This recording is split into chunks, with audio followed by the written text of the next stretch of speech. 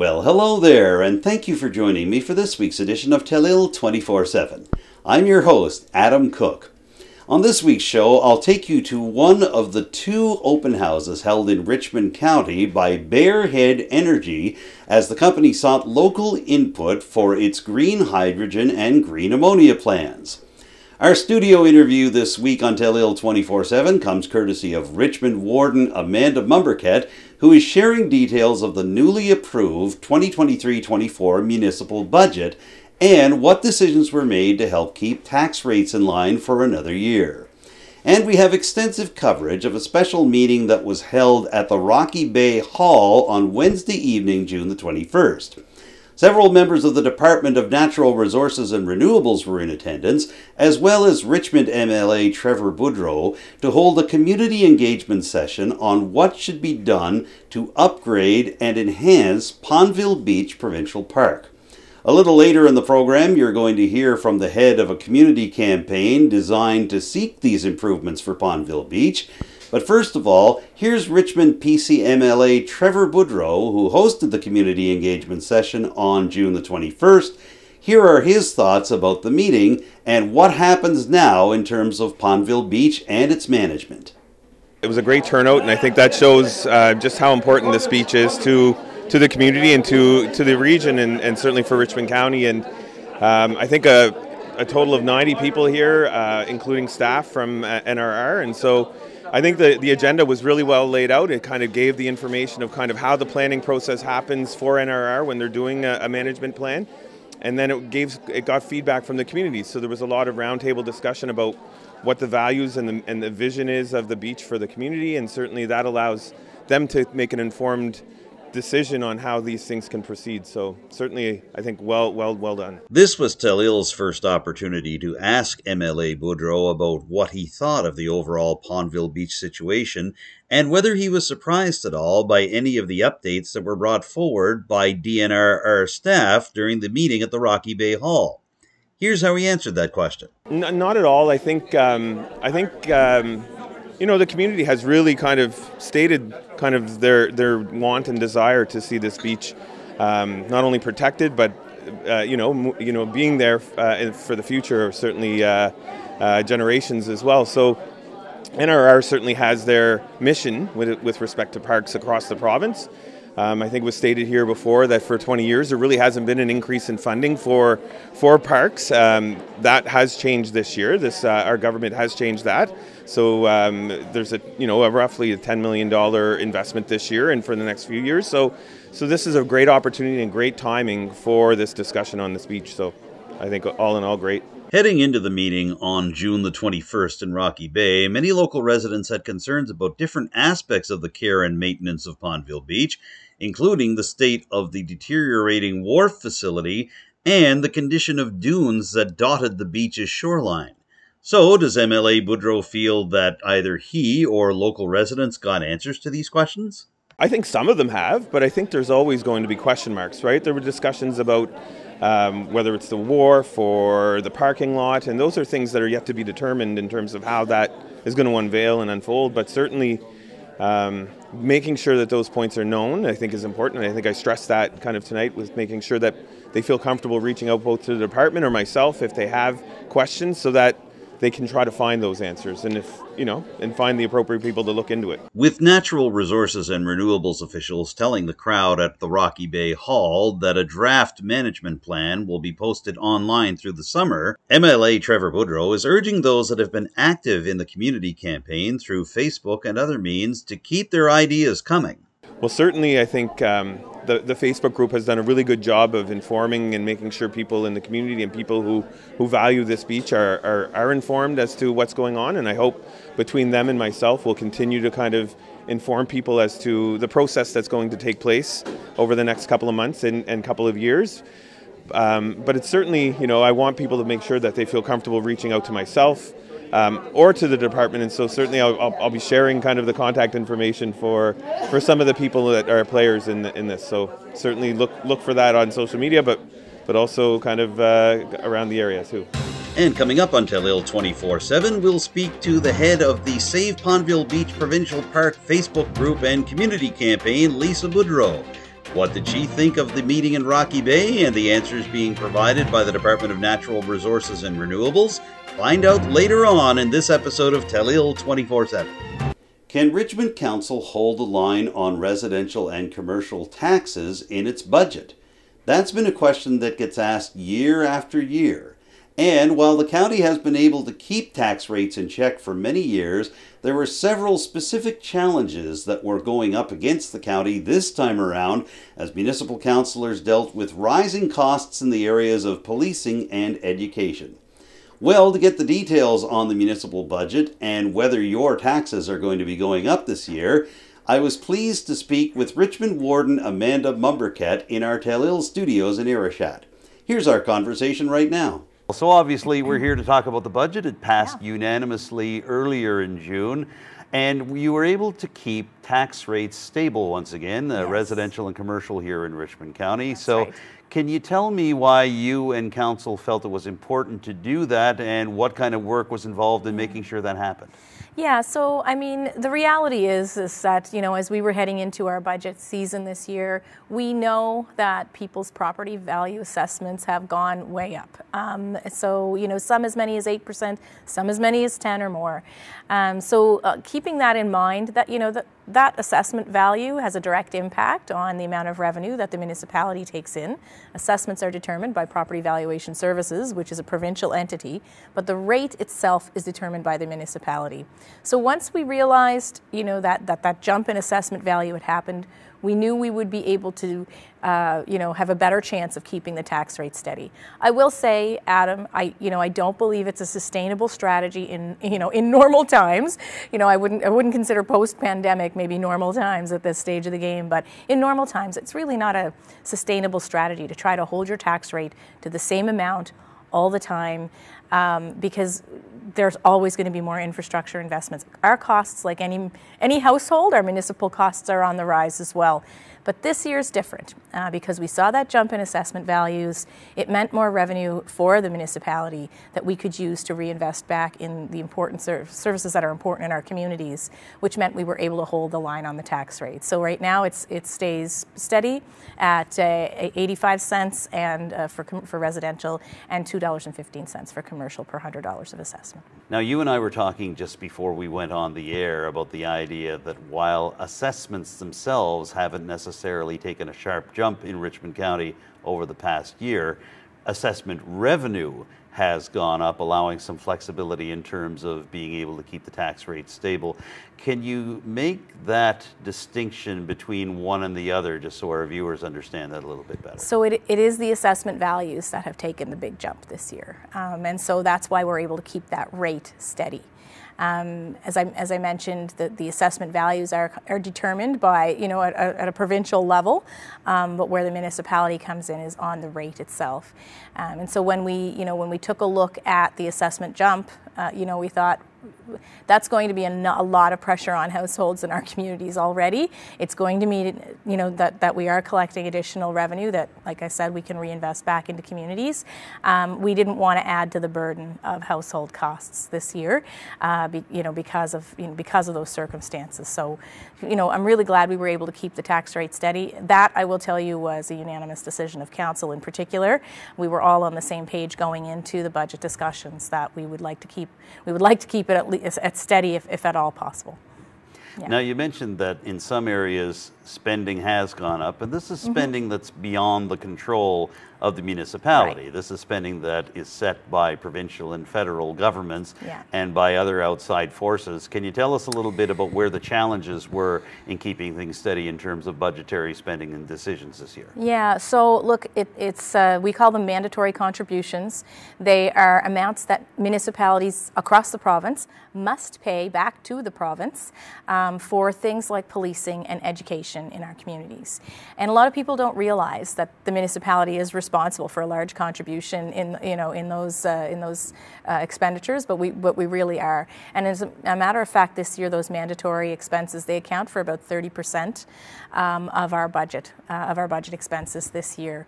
So, and specifically, the biggest jump that we saw was in policing and education. Went up, and altogether our mandatory contributions back to the province went up by about $255,000. But if you add in the other essential services like protective services, EMO, fire, it's almost a $400,000 jump. So, in a county that has about $104,000, in collections equivalent to a 1 cent tax increase or change, that's a big jump, right? That's almost, we would have been facing a 4 cent jump, if we wouldn't have had these other circumstances around the assessment values. But it is all interrelated, I will say, and certainly, these are essential services that we know we need to contribute to, and we're happy to do so, but we do recognize that they do have a big impact on our budget. It's essentially about 30% of our budget over which we have zero control. So we're really only looking at the remainder in terms of making those strategic investments back in community. Now, even with all of that, from the outside looking in, this does look like a proactive budget.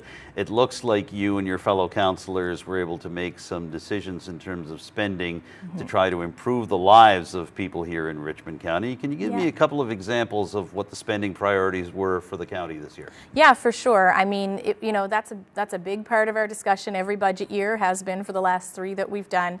And bringing back our grants program is a huge, it's a perfect example of that. So we've been able to slightly increase it this year, and we're looking forward to being able to reinvest back in our communities. So I think, if I'm recalling correctly, I think the total amount of funding contributions that we have put aside this year is about $356,000. But we also have tax exemptions that we give to a lot of local nonprofit groups, which comes to another $400,000. On top of that. So it's a significant investment back in our communities, and one that I think is going to be a big help when our community groups come knocking on our door looking to access municipal funds to push projects forward, but also as they look to leverage those municipal funds with provincial and maybe even federal funds. So that attracts more investment into our communities. So we really see the return on investment there as sort of a win-win for everyone.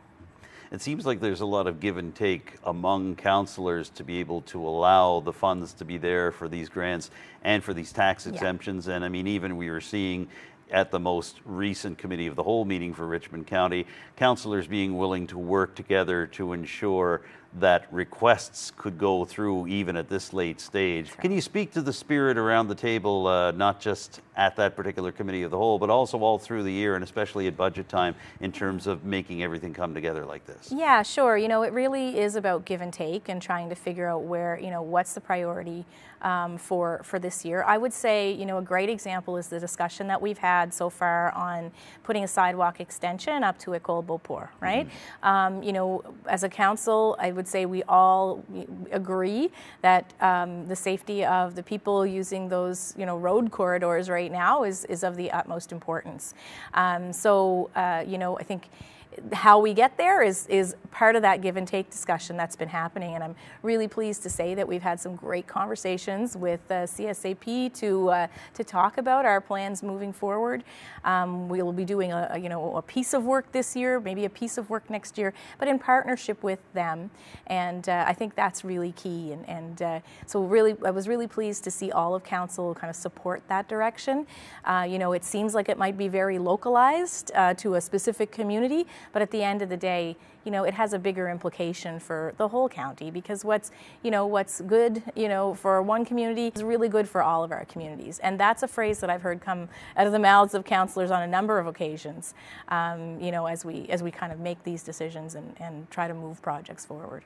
Now, since you brought that project up, the sense I'm getting is that the municipality is hoping to resume conversations with the CSAP, with its executive director, Michelle Collette, in early 2024, but hoping to proceed with a sidewalk extension on the side that's basically the exit leading back down from Beau-Port to Highway 206 to the high road in Arichat. Is that the case? We're definitely looking at some sort of safer pedestrian access on the exit side. I would say it's less likely to look like a sidewalk. It may look like a widening of the pavement. It may just look like a sort of a, you know, how we divvy up the use of that corridor.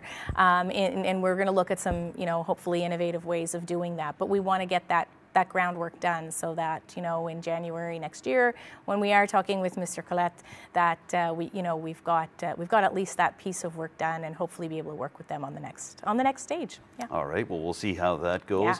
And looking into the future as well, too. I mean, it's hard for me to ask you to take a crystal ball out, but do you see any challenges forthcoming in terms of the municipality being able to maintain its solid financial footing right now? Are there things that you and your Director of Finance and Council and staff have their eyes on over the course of the next 12 months as you get ready for the next budgetary process next spring? Yeah, so I mean, honestly, I feel like the House of Richmond County right now is in pretty good order. You know, if I could put it that way.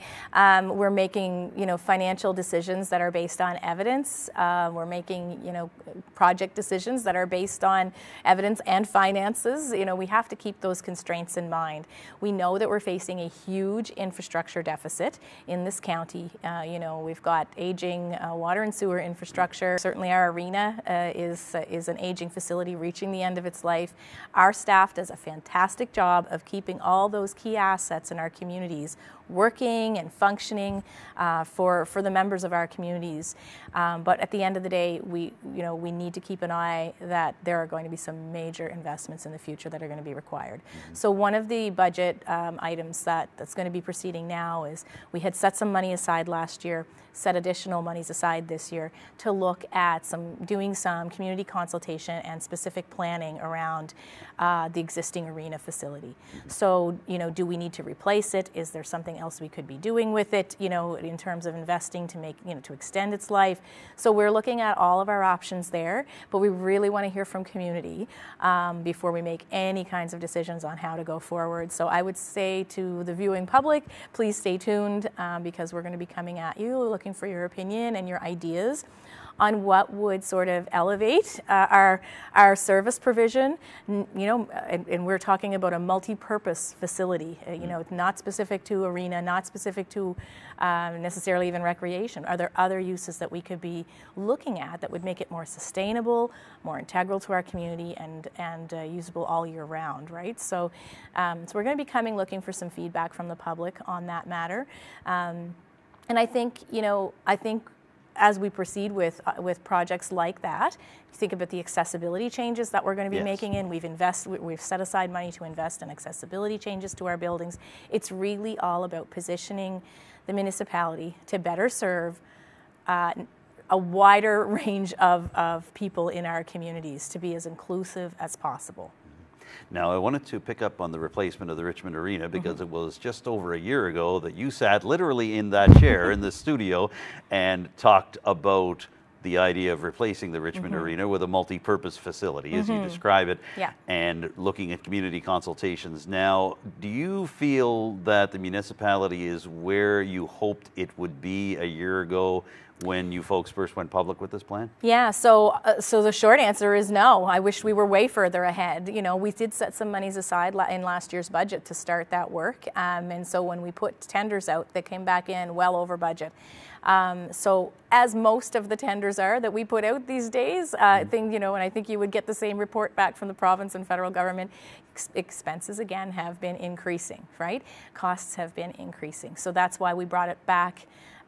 We brought it back to the table in this year's budget to augment the amount we had set aside last year, so we would have enough to get the work done this year. So, you know, it was a little bit of a barrier that we kind of reached there, but we'd rather do it right than do it rushed.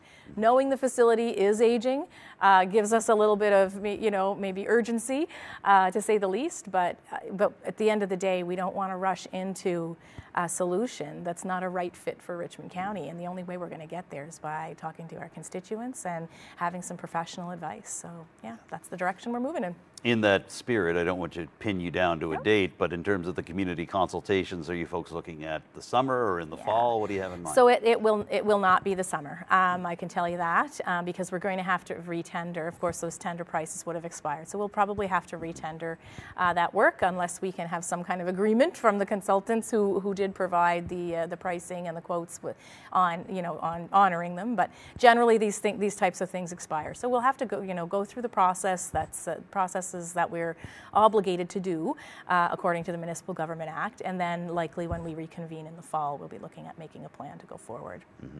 Now, speaking of the public being able to see what's going on, I know one of the things that you wanted to bring up is that every part of this budget process is available for the community to see on the municipal website on richmondcounty.ca. That's correct? That's right. That's right. And I will say our budget workshops are advertised just like any meeting that we have. We welcome members of the public in. For those who are interested in participating. We have our budget documents, the budget documents which were passed are on the website now. This document, Adam, I'm just going to turn to our cover page, is a summary. It's the municipal budget 2023-24. Mm-hmm. This will be uploaded to our website within the next day or so, and it just gives a highlight of some of the key items that we have identified as a council that we absolutely want the public to be informed about. It talks about the fact that we have very little to no control over where 30% of our budget goes, and it talks about our investments back in community. It talks about our investments in healthcare. Not necessarily what folks would consider as a municipal responsibility, but we continue to invest in the good work that groups do, such as our Straight Richmond Palliative Care Society. We invest in Cape Breton Recruiting for Health. We invest in our Senior Safety and Social Inclusion Coordinator. These are all health-related projects that the municipality is, I will say, 100% committed to right now.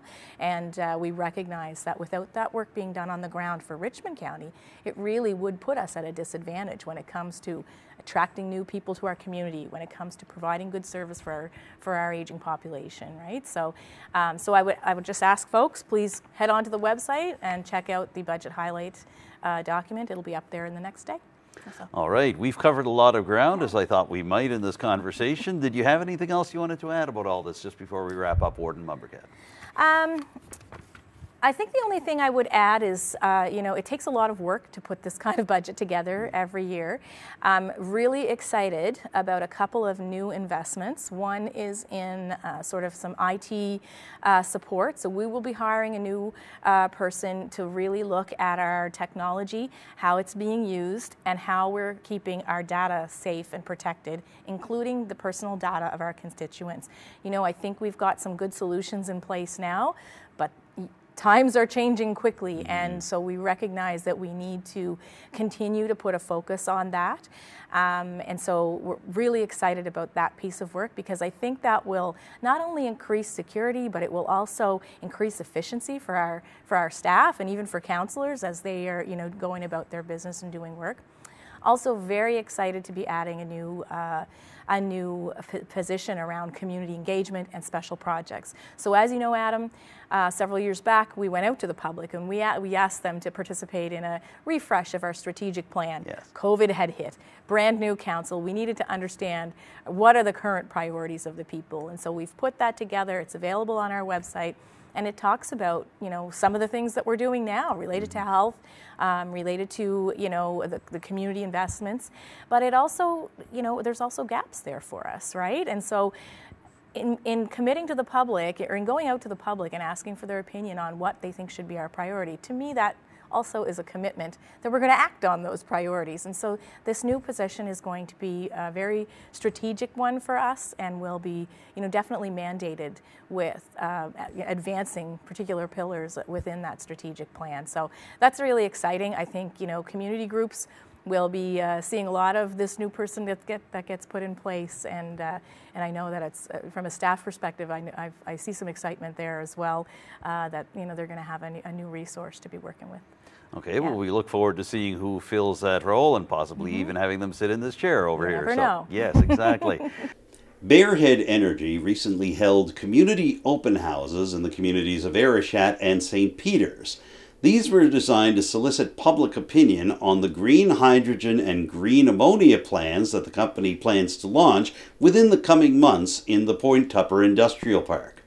I had the chance to speak with Bearhead Energy's Managing Director Paul MacLean during a visit to the New Horizons for Seniors Club in Arichat.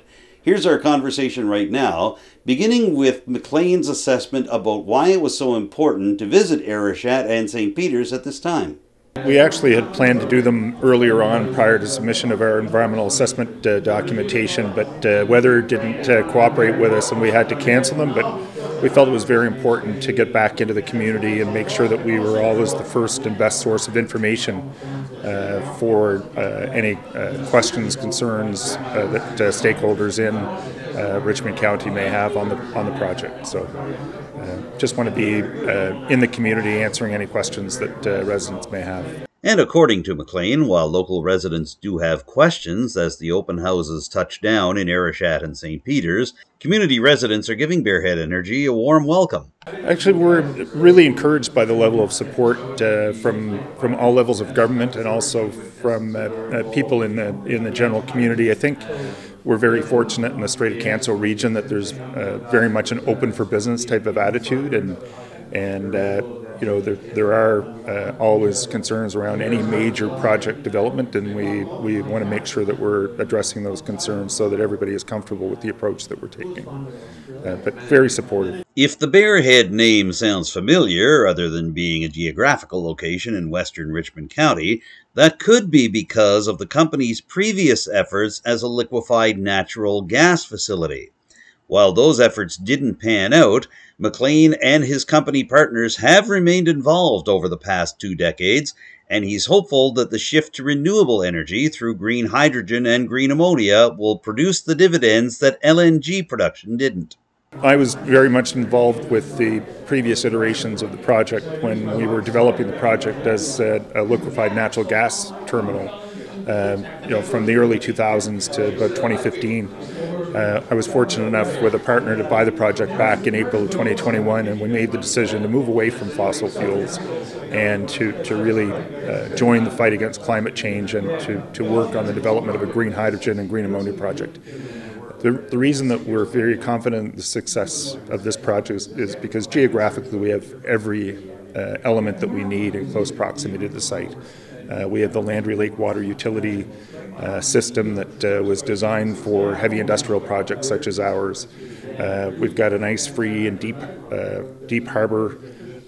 We've got one of the best onshore and offshore wind regimes globally. So really all of those elements are in place in the region, and we feel that we're very well positioned to capitalize on those to create a great project. As you've just heard, the Bearhead Energy team was obviously familiar with the attributes of the Strait region, but what was the tipping point in convincing Paul MacLean and his partners that renewable energy such as green hydrogen and green ammonia could happen in western Richmond County and the Strait of Canso? There were a couple of things that happened around that time. The first is the federal government released their federal strategy on hydrogen development in Canada, which was sort of a foundational document for us. At the same time, there was an MOU on clean energy signed with the Canadian and German governments that sort of encouraged the shift from LNG to green hydrogen and green ammonia. Really, I think the critical element as we were sort of looking at all of the essentials that are required for a project such as ours, we just saw them here in the Strait area. We are very confident in our onshore wind development that we'll be pursuing to support our initial phase of the project.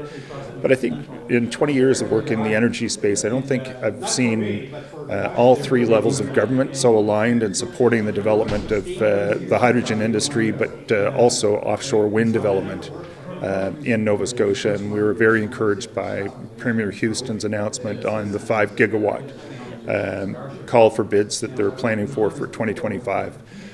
We think that's going to work very well for our phase 2 of development of Bearhead. Now, a couple of moments ago, you might remember Paul MacLean talking about the environmental assessment process for Bearhead Energy's green hydrogen plans. Here's where that stands right now. As of April 12th, we've received our environmental assessment approval from Minister Hallman of Nova Scotia Environment and Climate Change. Parallel to that, we've completed our project concept definition, and we're about to start our pre-front-end engineering and design process, which we hope to wrap up at the end of the calendar year. And that will allow us to start front-end engineering and design in first quarter of 2024. So we're quietly moving forward with a lot of the building blocks for the project. Our onshore wind strategy, our storage strategy, and the terminal itself. But we are all trying to put those building blocks in place so that we're in a position to go to final investment decision in the 2025-2026 time frame, which would put us in a great spot to be in operation by 2028-2029. So what will all this mean for job prospects during the construction and launch phases of Bearhead Energy? For the initial phase for the project, we expect that we'll have 600 construction jobs on average for a 36-month period. And we're working very closely with the Cape Breton Building and Construction Trades Council on labor availability and putting a project labor agreement in place. In terms of long-term operations, we think it'll be about 75 direct jobs for the terminal itself. So I think it'll be a great addition to the Point Tupper Industrial Park in terms of job creation. One important date or milestone for us recently is that we signed an MOU with the Nova Scotia Assembly of Mi'kmaq Chiefs. And that relationship is extremely important for Bearhead. The Mi'kmaq are really stewards of the environment in Nova Scotia, and we feel that they're a valuable partner in the development of this project. So we look forward to working with them going forward in terms of refining our benefits agreement and working to make sure that we build capacity and create jobs in those communities. Now, it's obvious that Bearhead Energy feels it can produce green hydrogen and green ammonia in Richmond County. The question is, where does that product go once it's produced? For the initial phase, Bearhead will really be an export project. We'll be converting the hydrogen predominantly to ammonia, to anhydrous ammonia, and then shipping that to global markets. We think that the European Union is the prime focus at this stage of the game. They're very much advanced in terms of their thinking on green hydrogen and green ammonia. But we're also getting a lot of interest from Asian markets as well. So we are, I think, spending more time talking to potential off-takers than we had in the previous number of months. And that's mainly because we've started to put those essential building blocks in place that will de-risk the project for potential off-takers. And as they continue hearing out Richmond County residents during their stops in Arichat and St. Peters in late June, Paul MacLean and his Bearhead Energy colleagues are optimistic about the future while casting an eye towards their past experiences with liquefied natural gas. Yeah, with Bearhead, especially with the LNG export side of things, we're always challenged by the ability to get natural gas in volumes to Nova Scotia to liquefy it, to ship abroad. So we always had that challenge, and unless you were able to build massive pipeline projects to bring Western Canadian gas or Marcellus gas from the U.S., then it was very difficult to push forward with LNG export. As far as green hydrogen and green ammonia is concerned, we're very much at the initial stages of this industry, and it's amazing what's happened in the last 2 years with the development of green hydrogen and green ammonia. When we started this in April of 2021, we were really only one project in Nova Scotia, and I think last count there's 14 different projects that are in various stages of development in Nova Scotia. So it's interesting that we've really founded an industry in Nova Scotia as opposed to just founding a project. And now, as promised, here's my interview with Lisa Boudreau. She's the chair of the Save Pondville Beach Provincial Park community campaign, and she also runs the campaign's Facebook group. Boudreau was in attendance during the June 21st meeting in Rocky Bay, featuring Richmond MLA Trevor Boudreau and several members of Nova Scotia's Department of Natural Resources and Renewables. Here's what Boudreau had to say about that meeting, about the discussions that took place around Pondville Beach, and where we go from here. What did you think of, first of all, the turnout, but also the overall flow of the meeting? Well, I was really overwhelmed and so very grateful for the turnout because it was a beautiful day and there were other things going on. And I was just so happy that, that number, likely probably about 80 people showed up outside of the folks that were there to collaborate the meeting. It was really well attended. It was also they were very engaged. So our table, when it came time, we didn't really know in advance what was going to be asked of us. We knew that we had asked what the sort of structure of the meeting would be, so we knew there would be roundtable discussions. But the people at the table were ready to answer those questions. They really had their priorities straight, and so it went extremely well. Now, there were extensive presentations at the beginning of the meeting by representatives of the Department of Natural Resources and Renewables, multiple members of the department, as a matter of fact, from across Cape Breton, from the head office in Truro, and from different parts of the province. What did you feel about the information you received from them and the way it was presented? Do you feel like you got some questions answered and the community got some questions answered?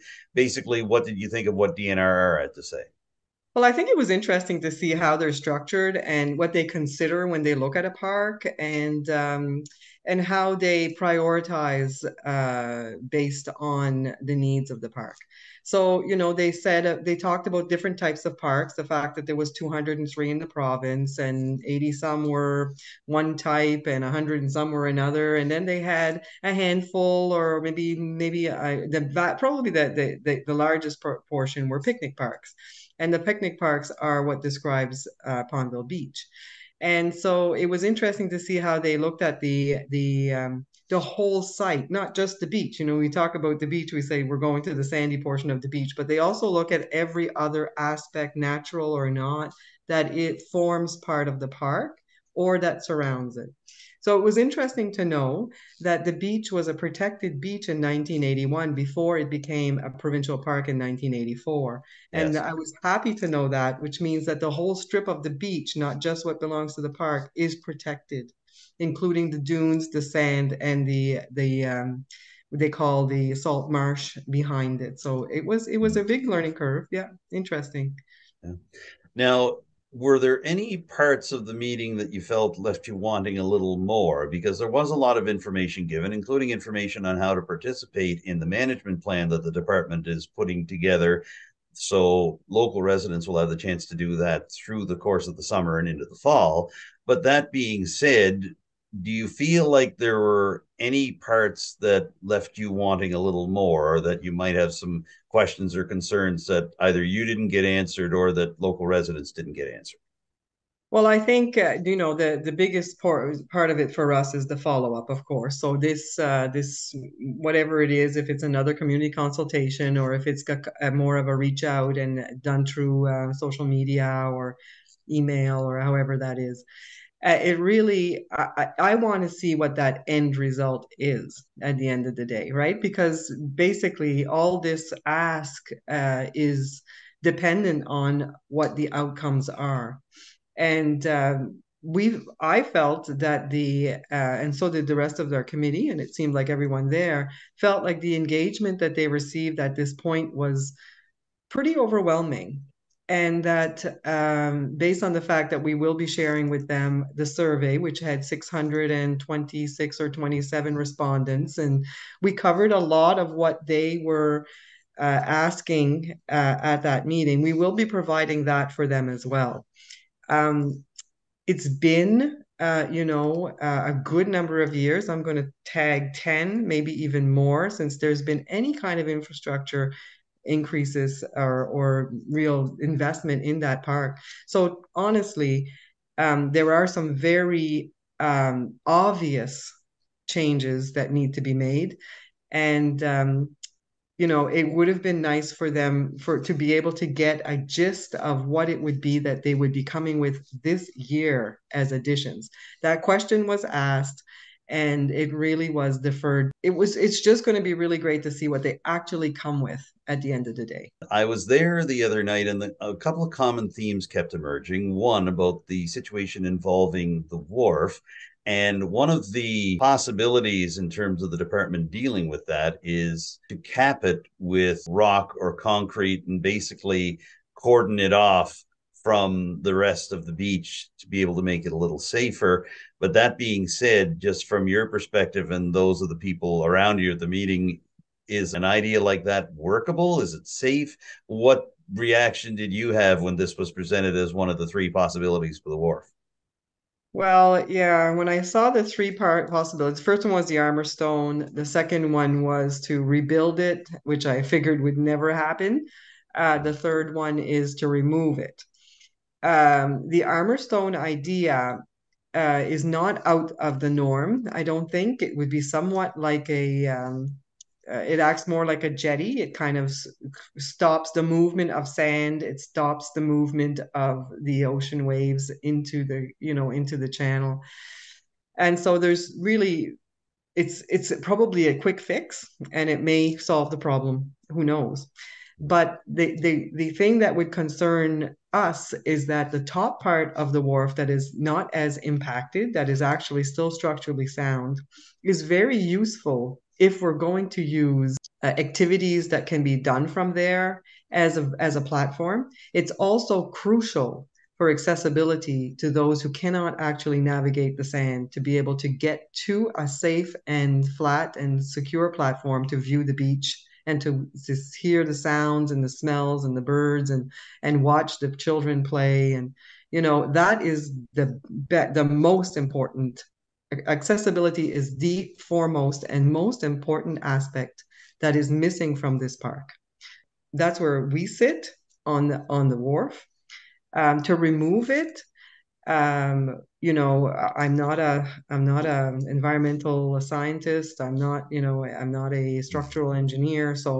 But I think history has recorded that the wharf may have been there partly to keep the channel open.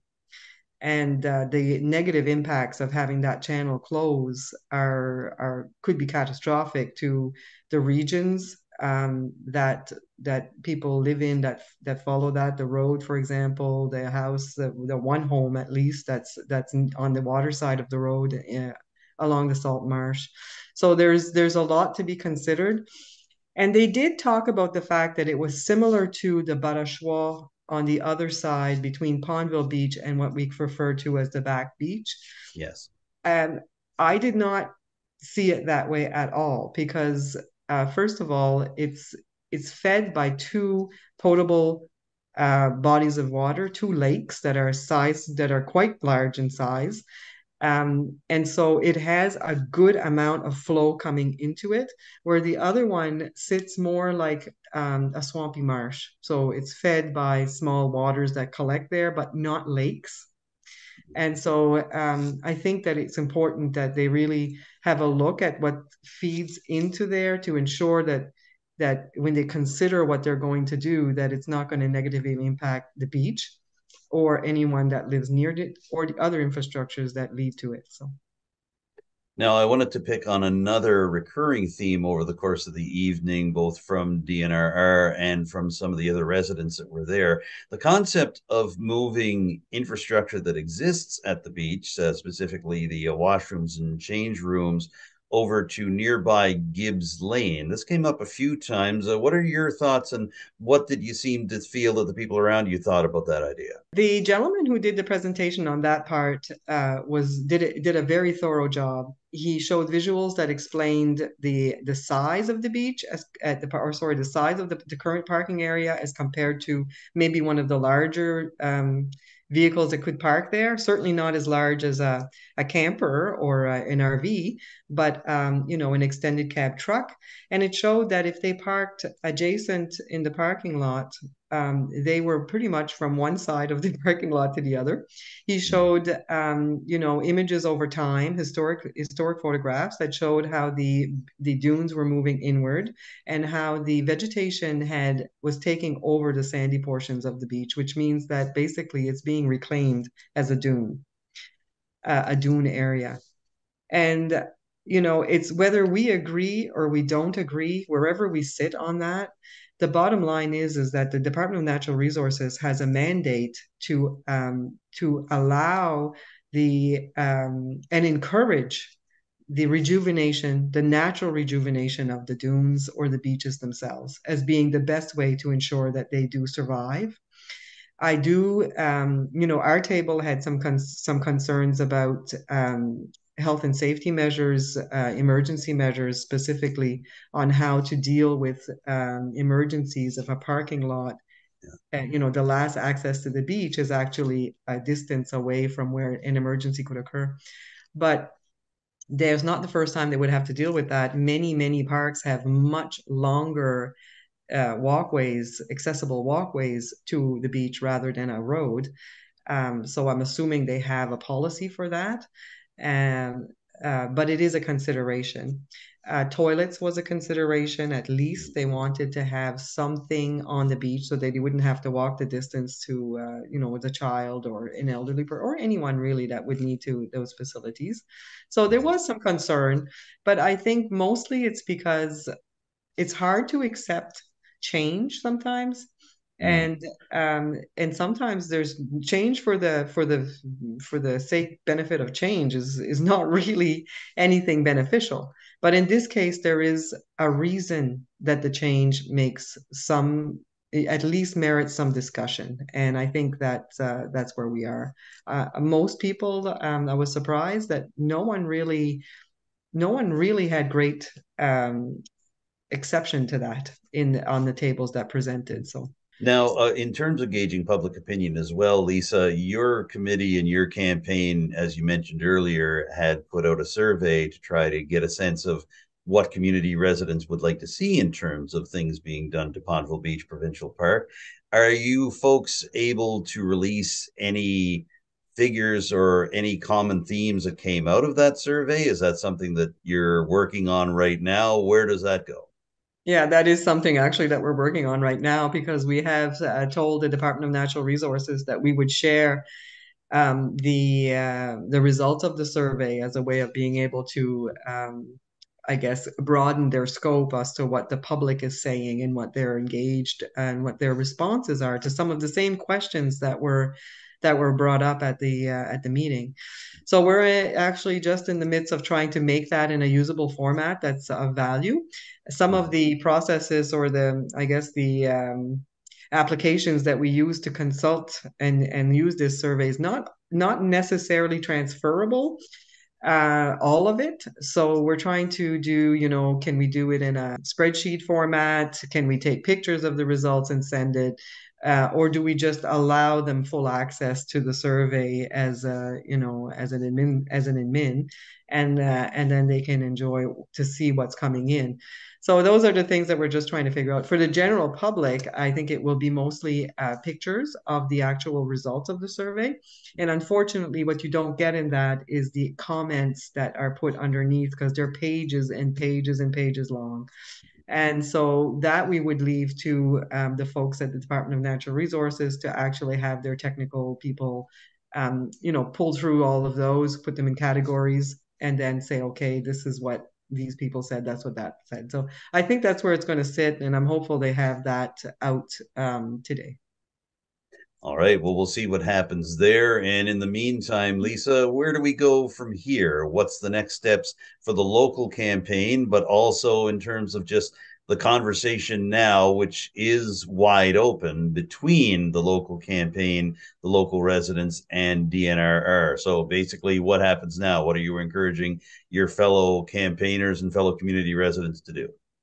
So we were able to take a photo of each of the table's responses, and so we have that. And as a committee, we're going to sit and look at those responses and put them in categories as well, and then try to do some engagement through the Facebook page to try to get as many involved onto sort of have discussions on one point at a time to see how, if they're really of great importance, if there's some out there that, if there are groups, for example, if some of the groups become engaged, like the seniors groups or the accessibility groups or things like that, the local Hearts of Almadam or the any of the other homes for persons with mental or physical inabilities.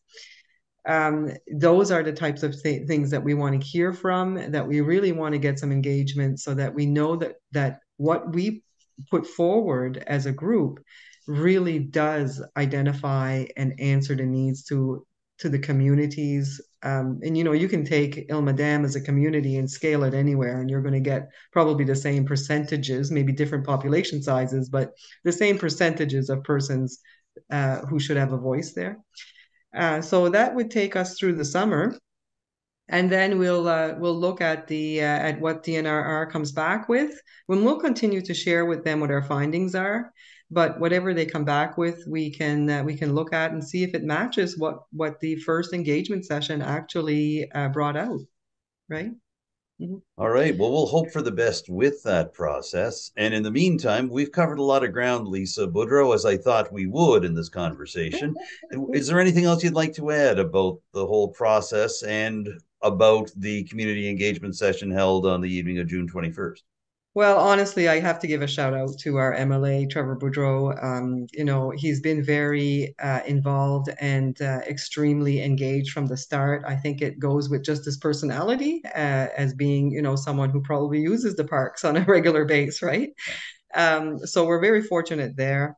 And it's not a party. It's not a political party advocate here. It's simply the person himself is really engaged. So it's very helpful. I'm really happy, very happy with the response of the Department of Natural Resources. So we're holding out on them to really be listening, and I think they are, and to do what they can. And I'm hopeful that at the end of the day, it does the park true justice. So just really happy. And again, I'm really hopeful that that we can move forward as a unit and with the municipality as well, to be able to get some of the activities that need to be in the park to bring it to a standard where people can truly enjoy. So that's the goal at the end of the day. Well, in a way, the community engagement session at Rocky Bay was a beginning, but in another way, it was a very important step forward. And we really appreciate you getting your insight on this and where the Pondville Beach campaign goes from here. Lisa Boudreau, thank you very much for joining me on Telile 24/7 today. Thank you. And, I always say it's not a one-person game here. It's everyone at the table, or it doesn't work at all. It's everyone or no one. So thanks to everybody out there that takes part. Lisa Boudreau is the chair of the community campaign to get upgrades for Pondville Beach Provincial Park. We've been speaking to her today via Zoom. And there you have it. That wraps up this week's edition of Telile 24/7. Thank you for tuning in, and a special thanks to my interview guests this week, Trevor Boudreau, Lisa Boudreau, Paul MacLean, and Amanda Mombourquette. If you have any thoughts about what you've seen over the past hour here on Telile 24/7, or you'd just like to offer suggestions for a future edition of the show, I'd love to hear them. You can contact me directly. My phone number is 902-625-8863, and you can reach me by email using the address adamjrcook, cook with an E, @gmail.com. You can also contact Telile Community Television directly with your suggestions and your comments. The station phone number in Arichat is 902-226-1928, and the best email address to use is telile@telile.tv. As always, you can follow Telile on social media. We're on Facebook, Twitter, Instagram, TikTok, and YouTube. And our YouTube channel features every single episode of Telile 24/7, including this one, as well as special extended coverage of some of our stories and other interview segments and features from our shows. And we offer the same service for our sister program, Roundtable. For now, I'm Adam Cook. Thank you once again for joining me for this week's edition of Telile 24/7. I look forward to seeing you again next week with a brand new show. Bye for now.